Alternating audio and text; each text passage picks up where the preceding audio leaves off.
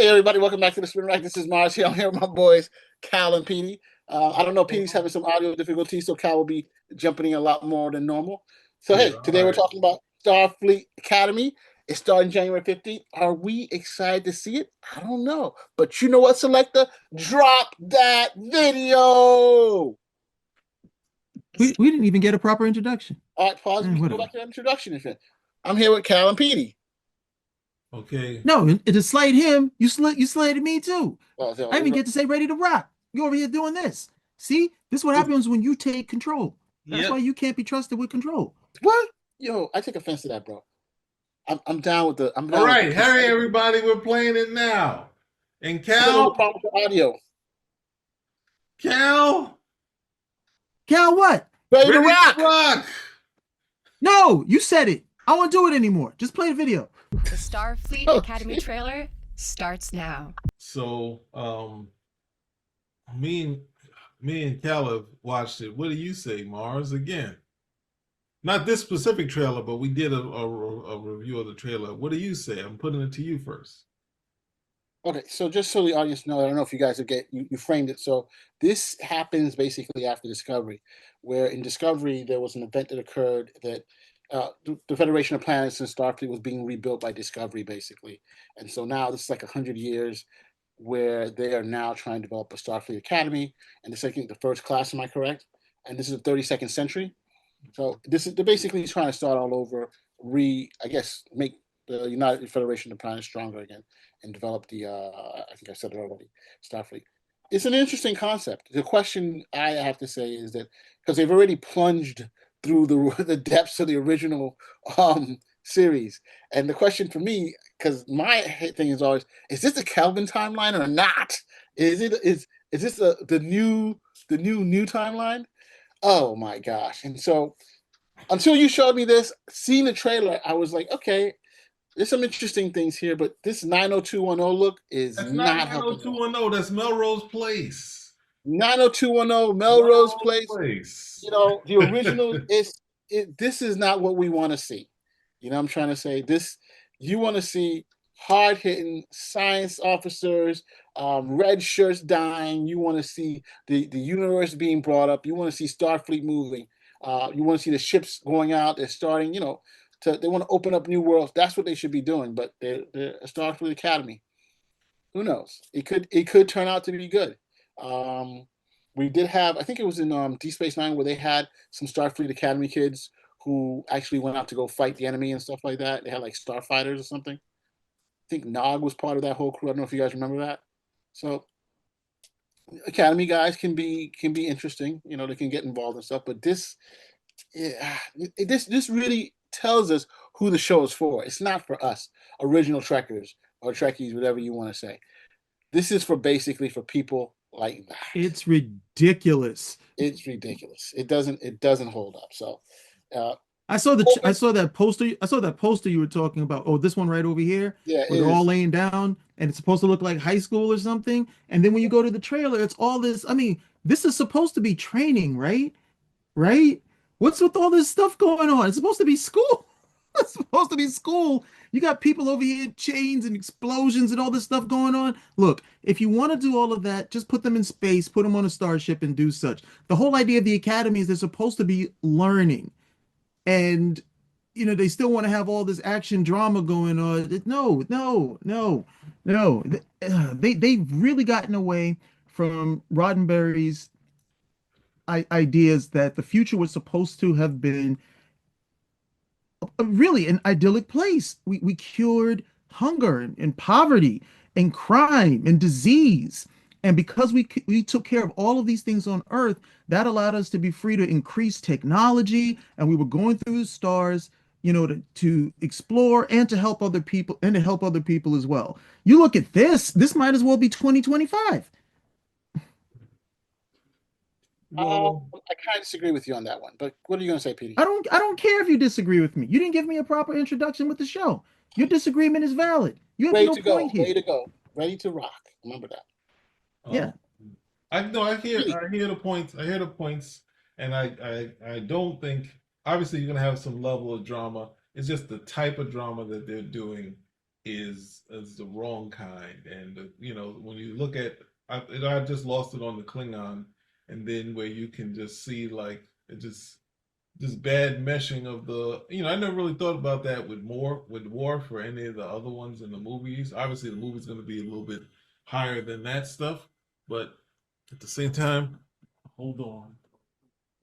So yeah, so this is how, but at the same time, it's a little too light, and it should a little be, as Cal was saying, a little more structured because all of these people wanted to go there. You can have someone possibly failing. You can have, obviously someone's going to attack. You're going to get attacked, and you're going to be running around, jumping around with phasers and that sort of thing. But at the same time, you don't want to get too much into it because it is a lot of people who signed up for Starfleet to explore. So that's what you want to get into, of these people who are not just ragtag bunch. You don't want to turn it into meatballs or what's those other things, stripes or something like that.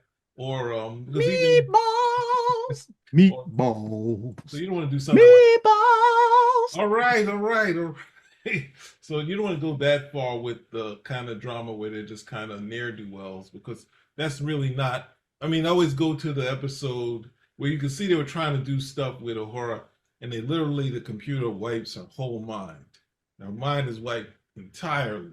And then I watched it later, and I'm like, you know, when I was an adult, like in my 20s, and I'm like, how does this work? And then next thing you know, you see her training and learning everything back, and then at the end of the episode, she's back on the at the ship. I was like, wow, they are really smart in the future. Like, like it's like not even talking about her memories of the past, the fact that she would be able to function and be back in the seat doing her job immediately. And that's what you want to try to get to, that you get past the fact of the elbows, you know, all elbows and knobby knees aspect of the of training of school. You have the academy of being more people training to go out to explore, and if it comes down to a fight, it happens. But it's But here's where I have to put it down. uh-oh. We have to remember, this is a Starfleet that's different from what we're used to. This is a Starfleet in the 32nd century. This is a Star Trek where after the burn, and people don't remember what the burn is where I think the lithium crystals all blew up or something like that. So the technology is a slightly different, right? And so you're basically reestablishing. I think that's what Discovery did, reestablishing the United Federation of Planets, reestablishing Starfleet, the protocols and stuff from these guys here. In fact, there's a comic now, I think it's called The Last Starship, that's that you have, they've basically resurrected Kirk to in the future, which is again a sole issue. But I thought this was a perfect opportunity to bring back the Klingons. Here you see the Klingon doctor. I think what's his name? He's supposed to be a doctor student. A Klingons doctor as student. enemies? Klingons as This guy, enemies? Or no, the Klingon. He's right there. As you see him, he's not. They're not enemies. He's a part of the. He's part of the whole thing. But he is. He's supposed to be an aspiring medical doctor. I'm like, how do you destroy the? You just brought back the Klingons. You need to bring them back for what people wanted to see them as that martial race. In fact, this guy spoke to Michael Dorn about the prosthetics and how to be a Klingon and stuff like that. This is a lost opportunity. He's going to be a freaking medical but officer. wait a second. Wait a second. What was Worf when he got on the Enterprise? What was he? Security officer. No, Security he officer. was not. He was communications. The girl, the blonde, was security. No, she was head of security. You know, I want to see. I mean, it should. It's like, you know, I don't want to categorize different groups as certain things. I'm just messing with you. I'm just messing with you. Well, I just think you really need to you lost a whole audience. I know I've said this again and again. You lost a whole audience with the Klingons, you know, and now with this, and I'm hoping this is just a little snapshot of how The things they crying wanted. was too much for you, though. The crying of the Klingon was a little too much for you. The Klingon thing was horrendous. So I'm hoping we can resurrect them as a real group, and to make them in part of Starfleet is another issue that I'm not too crazy about. But hey, you know, what are you going to do? Where's the Romulans? You know, where the Vulcans? You The know? Romulans will never be part of Starfleet. Oh yes, they will. Did you see the last season? But didn't The last season of what? Picard? he didn't? But Picard already had No. a race of Romulans that he kind of was teaching and helping, right? Didn't he? Yes, exactly. Yeah. No, Romulans would never be a part of Starfleet. We need these guys to be treacherous.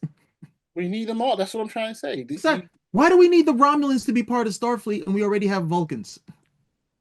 Why do we need them when we have?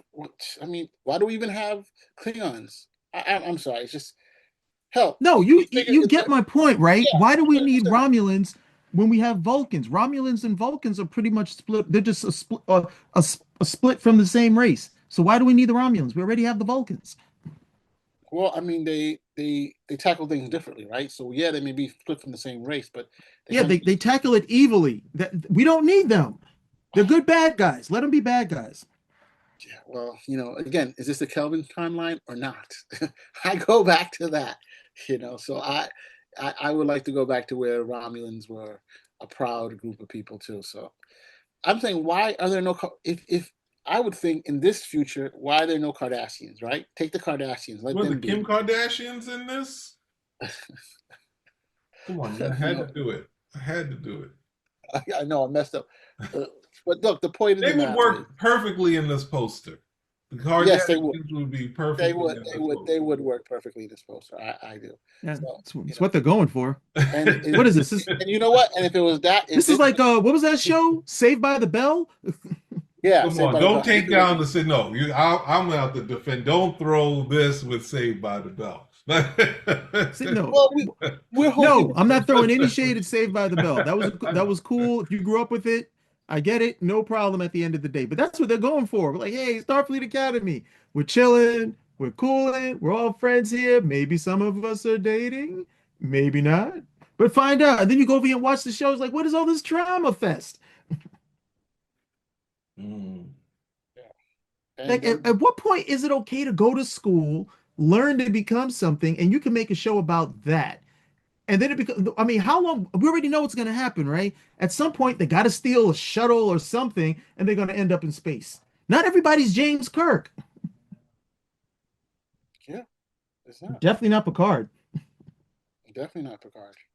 But look, let's give it a. I'm always the thing where let's give it a shot. Let's see how it rocks. You know what I'm trying to say? Nah, I don't think that. Yeah.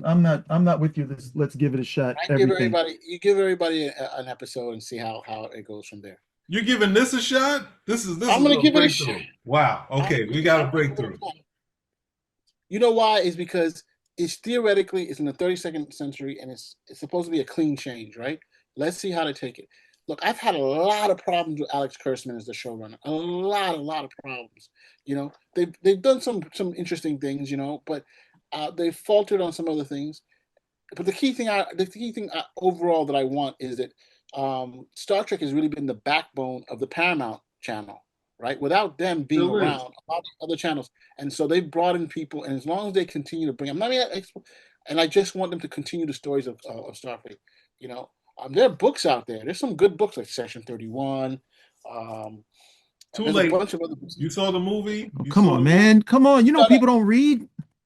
You know people don't read. You saw the movie, right? I'm pretty sure none of the things I in the saw book part was of it. in the movie. That was disappointing. That was a whole. Again, I don't know who makes these decisions, but again, Alex Kurtzman, if you are the boss of this whole overall thing, you have to say, "Hey, I need to make sure this thing is full of quality." He clearly has the budget. You know what I'm trying to say? Yeah. He clearly has the budget. I'm hoping the people who now run Oracle. Theoretically, their son is running it. The people who run Skydance, who bought Paramount, will say, "Hey, Alex, let's tone this crap back and try to bring people back." But again, they're not coming after us. They're coming after a younger viewership, and that's what you're seeing right here. So Yeah, but that's always a mistake because the younger people don't really know what this is. So you want the backbone. The backbone of your viewership is what? The older, long time viewers, the long-term fans. Those are because they're always going to come out because they like this stuff. So they're like, oh, fine. This is stuff I grew up with, or this is something I'm always entertained by. Oh, I rather, I can watch this. There are no books out right now. Those are the people you always want to come in, and they're always like, oh, no, no, no, we need to get a new generation in here. One, you still have a viable generation that wants to be in tune with this, and then two, the new generation may not have any connection with this whatsoever. They're like, what is this? Why are these people? What is that? A Kling? What? No, I'm out. yeah, I get what you're saying, bro. I don't disagree with you. But I'm gonna give it a shot. I'm gonna see. I'll give it 1 episode, 2 episodes if it's intriguing, 3 episodes if it really catches my interest, and the whole series if it's rocking. But we'll see. So hey, any questions? If not, if you like what you hear, comment, subscribe, give us a thumbs up. Spin a rack. We are out.